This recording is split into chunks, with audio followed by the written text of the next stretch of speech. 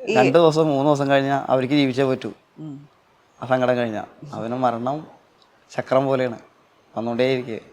നമുക്ക് ഈ ഒരു കാര്യത്തെ ജോലി എന്നതിനേക്കാൾ ഉപരി സേവനമല്ലേ ഇത്?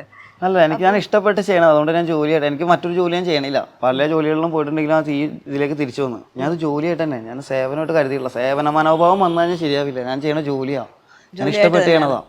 അതുകൊണ്ട് ഞാൻ കഷ്ടപ്പെട്ട് സേവനം ചെയ്യണതല്ല, ഇഷ്ടപ്പെട്ട് ജോലി ചെയ്യണതാണ്. ഞാൻ ഇഷ്ടപ്പെട്ട് വന്നതാണ്. അതുകൊണ്ട് എനിക്കിത് ജോലി തന്നെയാണ്, എൻ്റെ ജോലിയാണ്. മരണങ്ങൾ പലതരത്തിലാണല്ലോ. അപ്പം ഏറ്റവും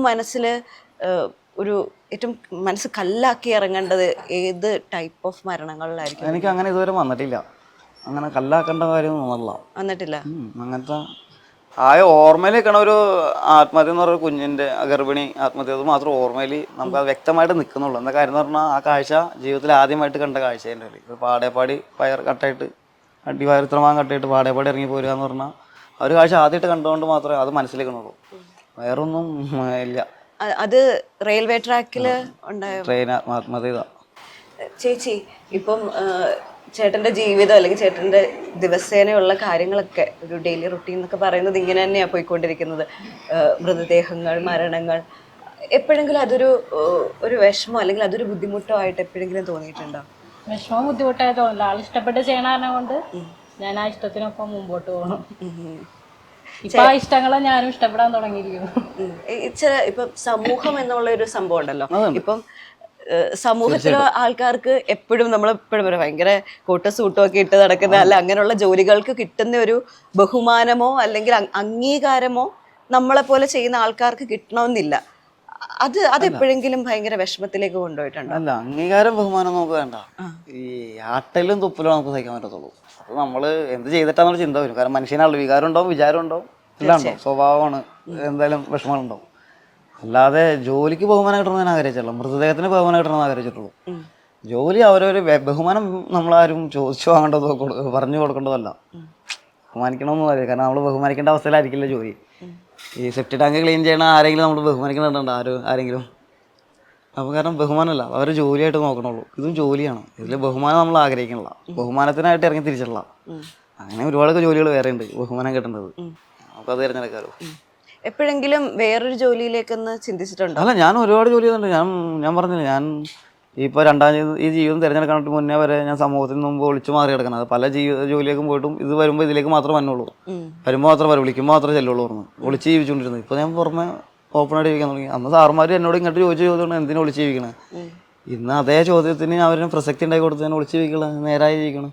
പലയിടത്തും ഞാൻ കേട്ടു എപ്പോഴും പോലീസുകാരെ പറ്റി പറയുമ്പോൾ 100 നാവാണ്. അതായത് ഭയങ്കര നന്ദിയോടെ അല്ലെങ്കിൽ ഭയങ്കര ഒരു സ്നേഹത്തോടെയും നന്ദിയോടെ മാത്രമാണ് അത് ഓർക്കുന്നതെന്ന് എനിക്ക് തോന്നുന്നു. പക്ഷെ പൊതുവെ പോലീസുകാരെ പറ്റി പറയുമ്പോൾ നാട്ടുകാർക്ക് അല്ലെങ്കിൽ സമൂഹത്തിനുള്ള വേറൊരു ചിന്താഗതിയുണ്ട്. അതിൽ നിന്ന് എത്ര വ്യത്യസ്തമാണ് വിൻസേട്ടനുള്ള ഒരാളുടെ തെറ്റ് മാത്രം കണ്ടിട്ടാ, അല്ലെങ്കിൽ ഒരു പ്രസ്ഥാനത്തിലുള്ള ഒരു വ്യക്തിയുടെ തെറ്റ് കണ്ടിട്ടാ എല്ലാവരും വിലയിരുത്തണം. തെറ്റ് കാണാൻ ശ്രമിച്ചേട്ടാ, തെറ്റ് ഒഴുകി അവർ ചെയ്യണം ബാക്കിയുള്ള നന്മകൾ കണ്ടാൽ മതി. 10 നന്മയാണ് അവന് 2 തെറ്റാണ്ട് സംഭവിക്കും. ആ 2 തെറ്റിനെ അവൻ എടുത്ത് കാണിക്കണുള്ളൂ, 10 നന്മയെ കാണിക്കണില്ല. അത്രേ ഉള്ളൂ. നമ്മുടെ ഈ ജോലിയിൽ പോലീസുകാരുടെ ഒരു പങ്ക് എത്രയായിരിക്കും? അയ്യോ, 80 അല്ല 100% അവരെ മാത്രമേ ഉള്ളൂ, വേറെ ഒന്നുമില്ല.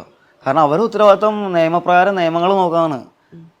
ഒരു മൃതദേഹം കണ്ടപ്പെട്ട ബോഡി ബന്ധോബസ്ത് വെക്കുക, മൃതദേഹവുമായി ബന്ധപ്പെട്ട കാര്യങ്ങൾ നിയമ നടപടികൾ സ്വീകരിക്കുക, മർഡർ നോർമൽ കാര്യങ്ങൾ അന്വേഷിക്കുക, ആ കേസുമായി ബന്ധപ്പെട്ട് മുന്നോട്ട് പോവുക. ഇതെല്ലാം അവർ ചെയ്യണം.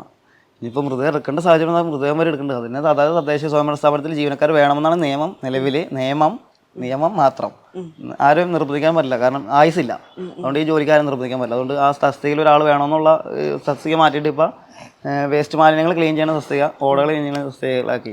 ശരിക്കും അവരെയാണ് ജോലി. പണ്ട് കാരണവരെ പറഞ്ഞിട്ടല്ലേ എവിടെയും ചത്തിടുന്നാലും മുനിസിപ്പാലിറ്റി വരെ നിർത്തി പോയിക്കൊള്ളുന്നു. പണ്ട് ആ സമ്പ്രദായം ഉണ്ടായിരുന്നു. ഇന്നത് പൂർണ്ണമായും നിലനിന്ന് വേണം പറയാം. തമിഴ്നാട് സർക്കാരിലൊക്കെ ഉണ്ട്, നമ്മുടെ കേരളത്തിൽ ഈ മെട്രോപൊളിറ്റൻ സിറ്റിയിലൊക്കെ അങ്ങനെയാണ്. അപ്പോൾ ഇപ്പം ചെയ്യുന്ന പോലീസുകാരുടെ ജോലി പോസ്റ്റ്മോർട്ടം കൊണ്ടും തീർന്നിട്ടില്ല, കേസ് അന്വേഷണം കൊണ്ട് തീർന്നില്ല. അവൾ ബോഡി ബന്ധോസ് കിട്ടണം പോലീസുകാരന് ഈ കിട്ടുന്ന ഡോക്ടർ പാക്ക് ചെയ്യുന്ന ബയോക്സിക്കുള്ള രാവിലേക്കുള്ള സാധനങ്ങൾ വരെ കൊണ്ടുവന്ന് ആക്കി അതിൻ്റെ റിസൾട്ട് വരെ വേണം. ഇതേറ്റവും എല്ലാ അവസാനം വരെ അവർ വേണം, പോലീസ് വേണം. ഒരു മൃതദേഹത്തിന് ബഹുമാനം കൊടുക്കുന്ന പോലീസാണ്. ജീവനുള്ള ആൾക്ക് അവരെന്ത് ചെയ്തെന്ന് നമ്മൾ കാണുള്ളൂ, നമുക്ക് കണ്ടിട്ടില്ല. പക്ഷേ മരിച്ചൊരു മനുഷ്യനെ ഏറ്റവും കൂടുതൽ ബഹുമാനം കൊടുക്കാമെങ്കിൽ അത് പോലീസ് കൊടുക്കുള്ളൂ. ഈ നിലവിൽ. ആർമി വേറെ, അതായത് ഡിപ്പാർട്ട്മെന്റ് വേറെ. ഞാൻ പറഞ്ഞ നിലവിൽ മൃതദേഹങ്ങൾ ഡെയിലി കൈകാര്യം ചെയ്യുന്ന വ്യക്തികൾ എന്ന് പറഞ്ഞാൽ നിയമം കൊണ്ട് കൈകാര്യം ചെയ്യുന്ന വ്യക്തികൾ എന്ന് സ്റ്റേറ്റ് പോലീസ്. അപ്പം അവരെ നന്നായിട്ട് ബഹുമാനം കൊടുക്കുന്നുണ്ട്. ചവിട്ടി താഴ്ത്തല്ല. നമുക്ക് മൃതദേഹത്തിന് ബഹുമാനം കൊടുക്കുന്ന നമ്മളൊന്നും കണ്ടാൽ പോരെ. മറ്റുള്ള കാര്യങ്ങൾ ഞാൻ കാണാറില്ല, ഞാനായിട്ട് ബന്ധമില്ല. അപ്പം എനിക്കത് മാത്രം കാണാറുണ്ട്. ഈ മുങ്ങിമരണങ്ങളാണോ കുറച്ചും കൂടി ഏറ്റവും കൂടുതൽ പാടായിട്ടുള്ളത്? അല്ല, ഭാരമൊന്നുമില്ല. ഇല്ല, ഭാരം തോന്നിയിട്ടില്ല. മുങ്ങിമരണങ്ങൾ ട്രെയിൻ അടിച്ചുവാണെങ്കിൽ ഈ ആലുവ ഏരിയകളിൽ ഏറ്റവും കൂടുതൽ സംഭവിക്കുന്നത്. പിന്നെ ആലുവ എന്ന് മാത്രമല്ല, എറണാകുളം ജില്ലയിൽ ഏറ്റവും കൂടുതൽ സംഭവിക്കുന്നതും വാഹനാപകടത്തെക്കാളും കൂടുതൽ മുങ്ങിമരണവും ട്രെയിൻ അപകടങ്ങളുമാണ്. പക്ഷെ വാഹനാപകടങ്ങളാണ് ശ്രദ്ധിക്കപ്പെടുന്നതുകൊണ്ട്, മറ്റേത് ആത്മഹത്യകളായതുകൊണ്ടും ഇത് അപകടമായതുകൊണ്ടും രണ്ട് വ്യത്യാസമായിട്ട് കാണുന്ന ജനങ്ങൾ. എന്തുകൊണ്ടായിരിക്കും ഈ ആലുവയിൽ തന്നെ ഇത് കൂടുതലായിട്ടുണ്ടാവുന്നതെന്ന് ചിന്തിച്ചിട്ടുണ്ടായിരുന്നു? ഇവിടെ എല്ലാത്തിനും സൗകര്യമുണ്ട്. പുഴയ്ക്ക് പുഴ, റെയിൽപ്പാളത്തിന് റെയിൽപ്പാളം. അപ്പോൾ അപകട സാധ്യത ഏറിയതും ആത്മഹത്യ ചെയ്യാൻ സാധ്യതമാർക്ക് എല്ലാവർക്കും എല്ലാ സൗകര്യങ്ങളും ഇവിടെ ഉണ്ട്. പിന്നെ കുറേ പേര് അന്ധമായ വിശ്വാസം, ഇവിടെ വന്ന് ചെയ്ത പുണ്യം കിട്ടുന്നുള്ളൊരു അന്ധമായ വിശ്വാസം കുറേ പേരാ. ഓ, ആലുവ പുഴയിൽ നിന്നുള്ള വിശ്വാസത്തോടെ അങ്ങനെ ഒരുപാടുണ്ട്. പിന്നെ എത്ര പേരുണ്ട് അങ്ങനെയുണ്ടോ? പിന്നെ മണപ്പുറത്തൊക്കെ വന്ന് ചാടിയിട്ട് തൊഴുതും കുളിച്ച് ചാടിപ്പോയി എത്ര പേരുണ്ട്, എത്ര സംഭവിച്ചിട്ടുണ്ട്. ആണല്ലേ? പിന്നെ ഏറ്റവും കൂടുതൽ വരും എന്തായാലും, എങ്ങനെയായാലും പുഴയിൽ വരും. കാരണം എന്തെന്ന് പറഞ്ഞു കഴിഞ്ഞാൽ മുകളിൽ നിന്ന് ഇറക്കുന്നുണ്ട്. അവിടെ വീണതാണെങ്കിൽ ആലുവപ്പുഴയിൽ വന്ന് എവിടെ നിന്ന് വന്നാലും ആലുവപ്പുഴയിൽ കിടന്ന് ചുറ്റുവാന്നല്ലാന്നല്ലേ, ഇവിടെ നിന്ന് പുറത്തേക്ക് പോകില്ല. ഈ 4 കൂടി ചുറ്റുള്ളൂ ആലുവപ്പുഴയിൽ. അല്ലാണ്ട് ഇവിടുന്ന് പുറത്തേക്ക് പോകില്ല. ഇനി ഇവിടുന്ന് പുറത്തേക്ക് കൊണ്ട് ഷട്ടർ തുറക്കണം, എന്നാൽ നേരെ കടലിലേക്ക്, അല്ലാതെ വേറെ മാർഗമില്ല പോകാൻ. അപ്പോൾ എന്തായാലും ഇവിടെ വരും, എവിടെ പോരും. പെരിയാറിൽ എവിടെ വീണാലും ഇവിടെ വരും, കിട്ടിയില്ലെങ്കിൽ. ആണല്ലേ? എത്ര ദിവസം പഴക്കമുള്ള മൃതദേഹങ്ങൾ വരെ നമുക്ക് കറക്റ്റായിട്ട് എടുത്ത് കിട്ടും പുഴയിൽ? അതും മൃതദേഹത്തിൻ്റെ നമ്മുടെ ഓരോ മനുഷ്യ ശരീരത്തിൽ ഉണ്ടാകുന്ന രോഗ രീതിയിരിക്കും. ആരോഗ്യത്തിൻ്റെയും രോഗത്തിൻ്റെയും നമ്മൾ കഴിക്കുന്ന മരുന്നിൻ്റെയും കഴിക്കും. ചിലവർ ഒരു 8 ദിവസം വെള്ളത്തിൽ കിടക്കും, 8 ദിവസം പതയാൻ തുടങ്ങും. ചിലർ 9 ദിവസം കിടക്കും. അത് ഓരോ മനുഷ്യ ശരീരത്തിൻ്റെ ആരോഗ്യത്തിൻ്റെയും എന്തോരം അവൻ്റെ ശരീരത്തെ കോശങ്ങൾക്ക് എല്ലാം ജീർണിച്ചോ അതാവസ്ഥ. ചിലർ ദഹനകരത്തിൽ ആസിഡിൻ്റെ പ്രക്രിയ പോലെ ഇരിക്കും. വായുമർദ്ദം കൂടുന്തോറും എയർ കൂടുന്തോറും പൊങ്ങി വന്ന് താനെ പൊട്ടണ വരെ നിൽക്കും. ചിലപ്പോൾ 14 ദിവസം വെള്ളത്തിൽ കിടക്കും. ഞാൻ 16 ദിവസം വെള്ളത്തിൽ കിടന്ന് കിടന്നിട്ടുണ്ട്. ചെന്ന് പിടിച്ചപ്പോൾ താന്നുപോയി, അനക്കം കിട്ടിയപ്പോൾ താന്നുപോയി. അടുത്ത് 16 ദിവസം വെള്ളത്തിൽ കിടന്ന് കിടന്നിട്ടുണ്ട്. അപ്പോൾ താന്നു പോകും. പതഞ്ഞ് അവസാനം പതയാവും. എല്ലാം മാംസമൊക്കെ അങ്ങനെ വെള്ള കളറായി എല്ലായിടത്തും ചെറിയ പതയാവും മൊത്തം. പിന്നെ അസ്ഥിയായിട്ട് താഴ്ന്നു പോകും. വയറ് പൊട്ടിക്കഴിഞ്ഞാൽ തീർന്നു, താഴ്ന്നു.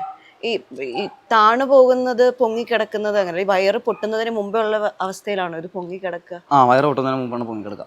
വയറ് കയറി കുടലിലൊക്കെ വെള്ളം കയറി കഴിഞ്ഞാൽ പിന്നെ കുടലൊക്കെ പൊങ്ങിയിരുന്നല്ല മൃതദേഹം ഭാരം ദഹനകരത്തിൽ ആസിഡ് വായുമർദ്ദം പുറത്ത് പോയി കഴിഞ്ഞാൽ പിന്നെ മൃതദേഹം താഴാൻ തുടങ്ങും.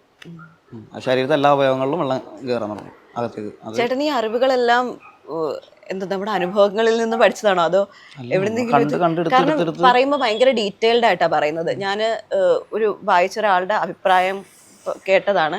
ഇദ്ദേഹത്തെ മെഡിക്കൽ കോളേജിലെ കുട്ടികൾക്ക് പഠനാവശ്യത്തിന് വേണ്ടി ഓരോ ക്ലാസ്സുകൾ വെച്ച് കൊടുക്കണം, അത്രയും അറിവ് ഇദ്ദേഹത്തിന് അറിവുണ്ടെന്നല്ല. നമുക്ക് എല്ലാ കാര്യങ്ങളും അറിയില്ല, പക്ഷെ ചെയ്യുന്ന കാര്യത്തെക്കുറിച്ച് 100% അറിയാം. മറ്റുള്ള ഒരു കാര്യം എനിക്ക് അറിയില്ല, ഒന്നിനും അറിയില്ല. അപ്പോൾ ഞാൻ ചെയ്യുന്ന കാര്യത്തെക്കുറിച്ച് ഞാൻ തീർച്ചയായിട്ടും അറിഞ്ഞിരിക്കണം.